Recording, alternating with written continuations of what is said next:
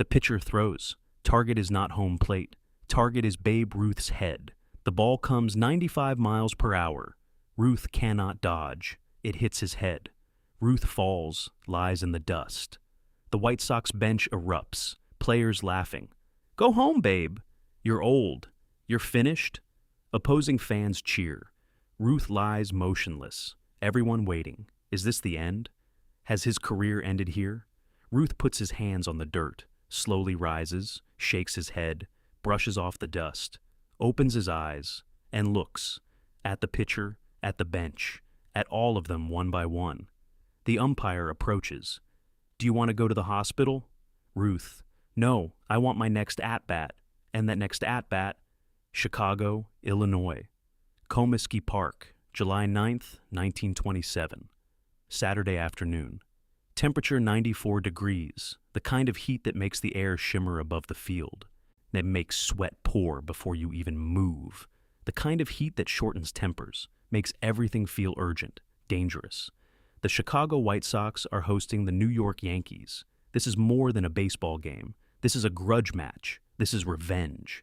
The White Sox are tired of being dominated, tired of watching Babe Ruth destroy their pitching, tired of reading headlines about how the Yankees are unstoppable, tired of their fans leaving early because the game is already over, tired of losing. And today they have decided to send a message written in pain, a message delivered at 95 miles per hour, directly at Babe Ruth's head. The stadium is packed, 42,000 people crammed into every seat, standing in the aisles, pressed against the railings, sitting on the outfield grass, the largest crowd of the season. And everyone knows what they are watching: history. The greatest baseball player who has ever lived, Babe Ruth, age 32, in the absolute prime of his power. He has already hit 28 home runs this season. It is only July. He is on pace to shatter every record, to hit 60, maybe more. The White Sox hate him. Not personally, they do not know him personally, but professionally, they despise everything he represents: dominance, superiority, the constant reminder that no matter how hard they try, they will never be good enough. Because every time he steps to the plate against them, he makes them look like amateurs, makes their best pitchers look like batting practice throwers, makes 42,000 people forget everyone else on the field. The Yankees arrive at Comiskey Park at noon, 4 hours before game time. Ruth is in the clubhouse, relaxed. In her reading the newspaper, the sports section has a headline: "Ruth on pace for 65 home runs." He smiles, folds the paper, gets dressed slowly, white uniform with navy pinstripes, number 3 on the back. He pulls on his socks, his cleats, his cap, looks at himself in the mirror. He knows what is coming today. He can feel it. The White Sox are going to come after him. They always do when they are desperate. When they are losing, they throw inside, knock him down, try to intimidate. It never works. It just makes the home runs sweeter. The Yankees are winning 4-2 in the 6th inning. Ruth has already hit a double, driven in 2 runs.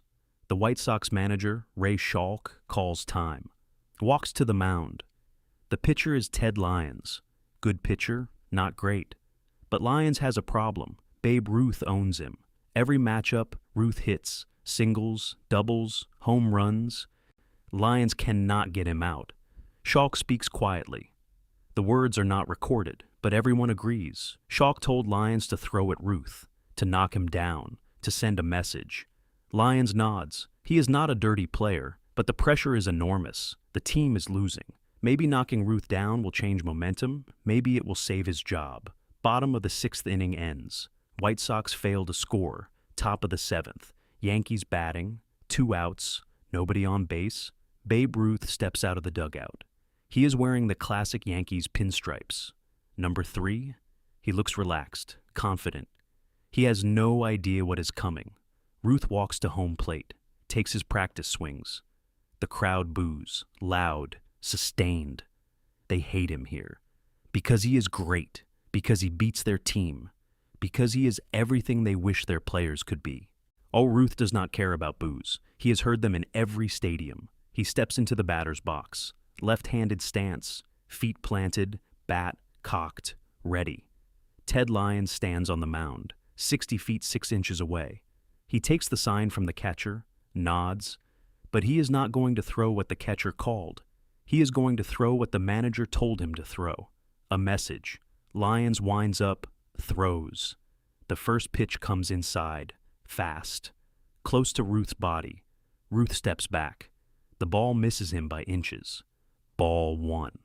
The crowd murmurs. That was close. Too close. Ruth steps back into the box. Does not look at Lyons. Does not say anything. Just ready for the next pitch. Lyons gets the ball back from the catcher. Winds up again. Second pitch. Also inside. Also fast. Also dangerously close to Ruth's ribs. Ruth has to jump back to avoid being hit. Ball 2. Now the crowd is getting excited. They sense something. They know what inside pitches mean. They know what is coming. Ruth steps out of the box, looks at Lyons. Their eyes meet. Ruth knows. Lyons is throwing at him. This is intentional. Ruth has been in this situation before, many times. Pitchers try to intimidate him by throwing inside, knocking him down, making him uncomfortable. It never works. It just makes him angry. And angry Babe. Ruth is dangerous. Babe Ruth. Ruth steps back into the box. Third time. Still calm. Still ready. Lyons winds up. Third pitch. Inside again. This time Ruth does not move. Lets it come. Lets it miss him by centimeters. Ball 3. The count is 3-0. Lyons is in trouble. If he walks Ruth, the Yankees get a base runner. If he throws a strike, Ruth might hit it 500 feet. Lyons is trapped. Well, and he knows it. The catcher calls timeout, runs out to the mound. They talk. The catcher is smart. He knows what Lyons is trying to do, but he also knows that 3-0 is a dangerous count. He suggests throwing a fastball down the middle. Let Ruth hit it. Hope for the best. Maybe he will pop up. Maybe he will ground out. But Lyons shakes his head. He has made his decision. He is going to finish what he started. The catcher runs back, crouches behind home plate. Lyons gets the ball, winds up, and throws. This pitch is different. Not inside, not close. This pitch is aimed, directly at Babe Ruth's head, 95 miles per hour, rising. Ruth sees it coming, tries to move, too late. The ball hits him on the left side of his head, just above the ear. The sound is sickening, a dull crack, like a bat hitting a watermelon. Ruth's head snaps to the side. His knees buckle, he drops, falls hard onto the dirt. His bat clatters away. He lies there, motionless, for 3 seconds, 5 seconds, 10 seconds. The crowd gasps, then erupts. Half are horrified, half are cheering.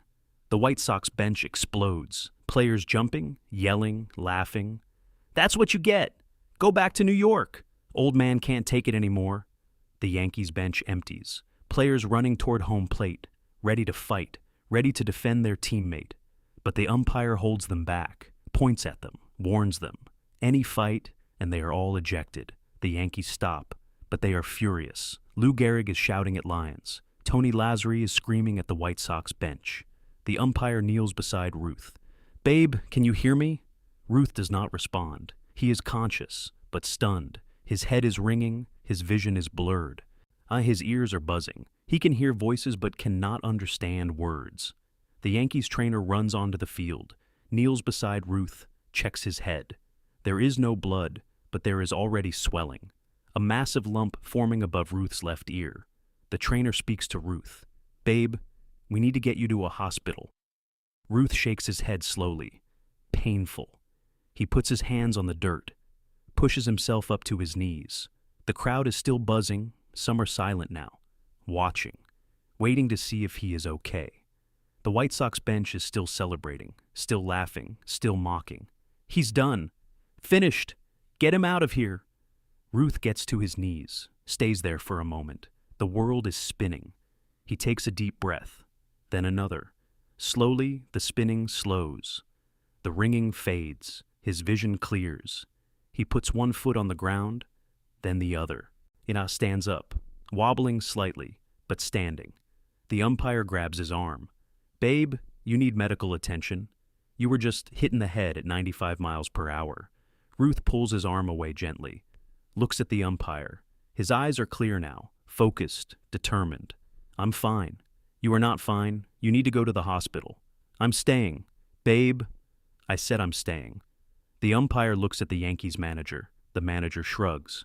He knows Ruth. Once Ruth makes a decision, nothing changes it. The umpire signals. Ruth can stay, but he is awarding him first base, hit by pitch. Ruth shakes his head. I don't want first base. You were hit by the pitch. You get first base. That is the rule. I want to bat. The umpire stares at him, confused. You want to bat? Yeah, and you were just nearly killed and you want to keep batting? Yes. The umpire does not know what to do. This has never happened. A player hit in the head, refusing first base, wanting to continue his at-bat.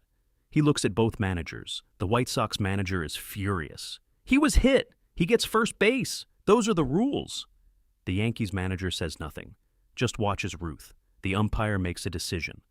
The count was 3-0 when the pitch was thrown. Technically, that pitch does not count because it hit the batter.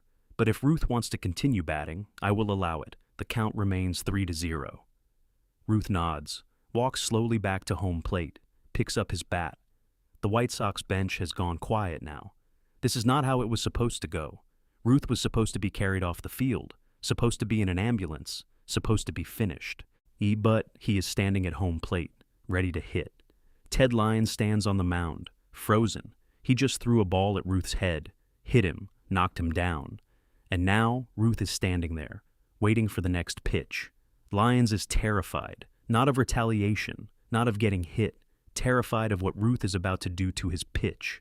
The catcher runs to the mound again, talks to Lyons quietly. Walk him, just throw 4 balls, let him take first base. Do not give him anything to hit. Lyons nods. Good plan, smart plan, safe plan. The catcher returns, crouches, gives the signal, fastball, outside. Intentional ball 4. Lyons winds up, throws, the ball is outside, far outside, impossible to hit. But Ruth does not swing, just watches it.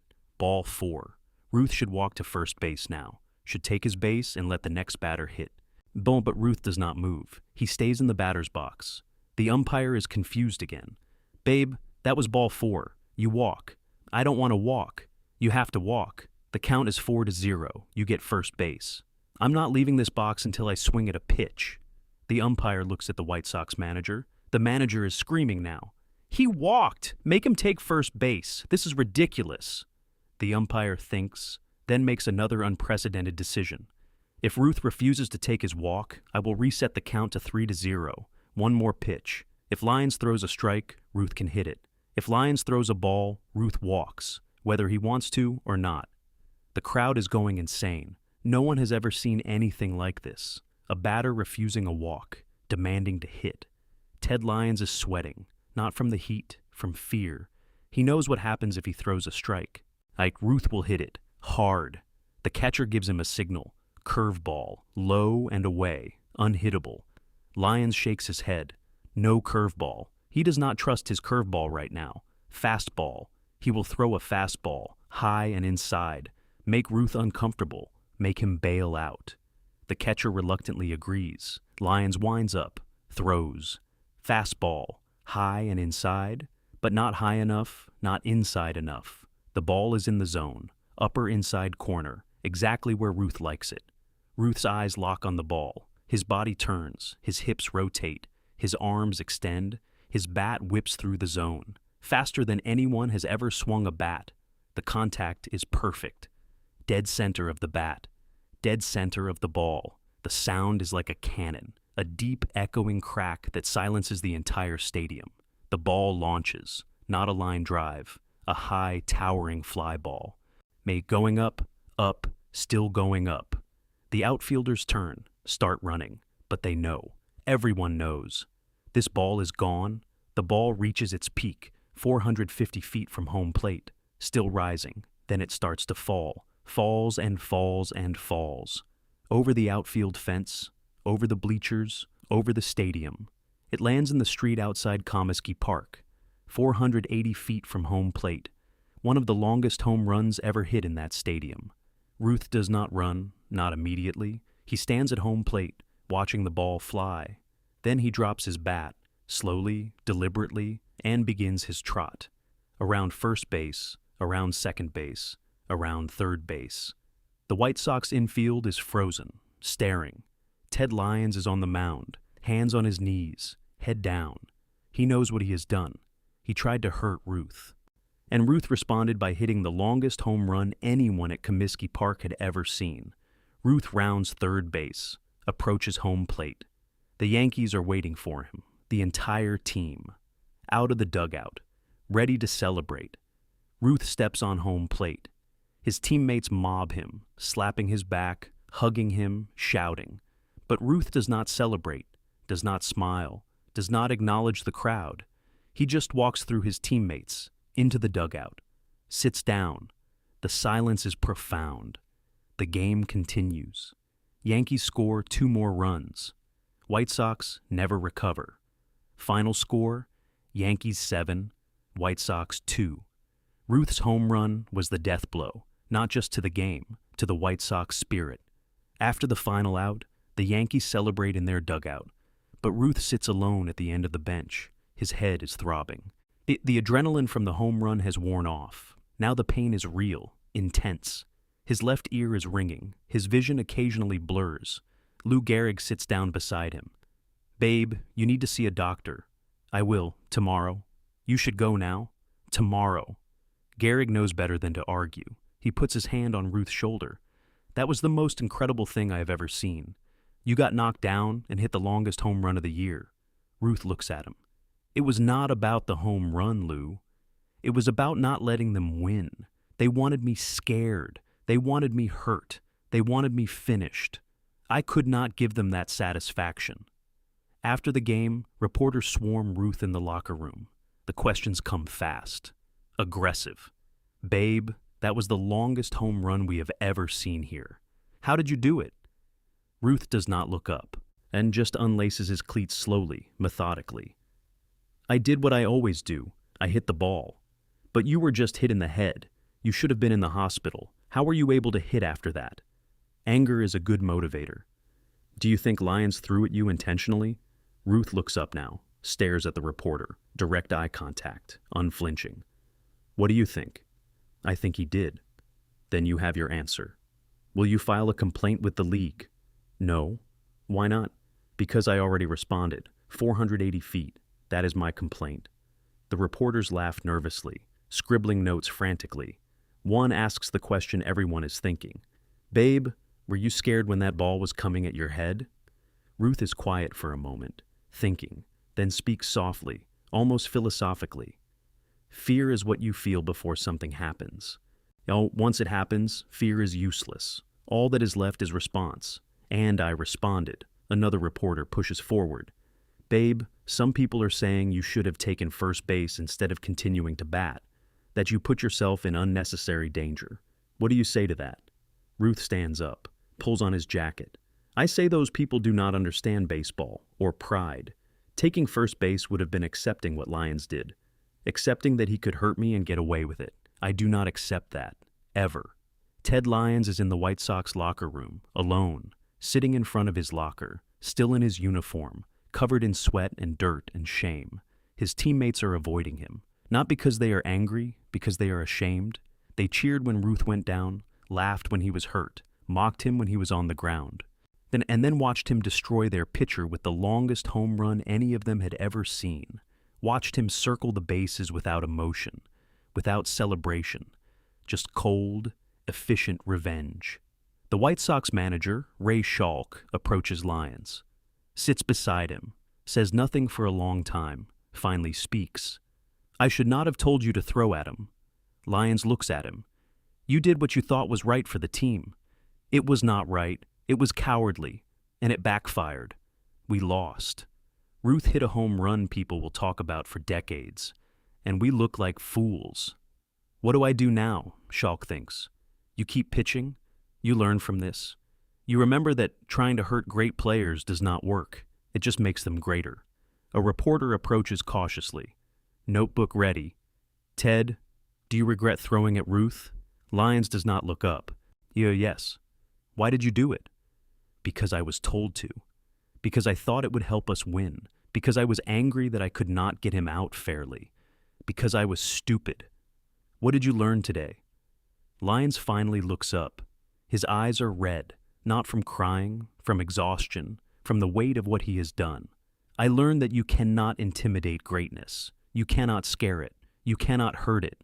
All you can do is make it angry. And angry greatness is terrifying. The reporter writes this down. Every word. It will become one of the most famous quotes in baseball history. The admission of a man who tried to break a legend and only made him stronger. That night, Ruth sits in his hotel room. Ice pack on his head. The swelling has not gone down. His wife Claire worried. You should see a doctor. I will be fine. You were hit in the head at 95 miles per hour. That home run made it worth it. The next day, the Yankees team doctor examines him. No fracture, no bleeding, but severe contusion. Recommends 3 days rest. Ruth laughs. I am playing today. The doctor knows he cannot stop Ruth. Clears him reluctantly. That afternoon, Ruth plays. Goes 2 for 4. Hits another home run, his 29th. The White Sox do not throw at him again. Years later, in 1969, Ted Lyons is inducted into the Hall of Fame. 260 wins, 3.67 ERA, 21 years with Chicago. But old-timers always mention July 9th, 1927, the day he beaned Ruth. During his speech, a reporter asks, "Everyone remembers the day you hit Babe Ruth. How do you feel about that?" Lyons pauses, smiles sadly. "I feel grateful. I got to witness greatness from 60 feet away. I learned that true greatness cannot be intimidated, cannot be hurt, cannot be stopped. You can only make it angry. And I made Babe Ruth angry. He responded with the longest home run I ever saw. That lesson was worth more than any win I ever had." Babe Ruth finishes the 1927 season with 60 home runs, a record spanning 34 years until Roger Maris breaks it in 1961. That home run in Chicago becomes legend. Writers call it the revenge homer, the pain shot, the message. But Ruth never talks about it again. When pressed about that day, he simply says, "I have been hit by pitches before. I will be hit again. It is part of the game. The only response that matters is hitting the ball." But the 42,000 fans who were there never forgot. They witnessed a man knocked down by violence. And they saw him respond with excellence, with a swing so perfect it sent a baseball 480 feet. The message was simple. You cannot break me. You can hit me, hurt me, knock me down. But I will always get back up. And when I do, I will beat you at playing the game better than you ever could. July 9th, 1927. The day Babe Ruth was knocked down. The day he proved the only way to beat him was to never challenge him in the first place.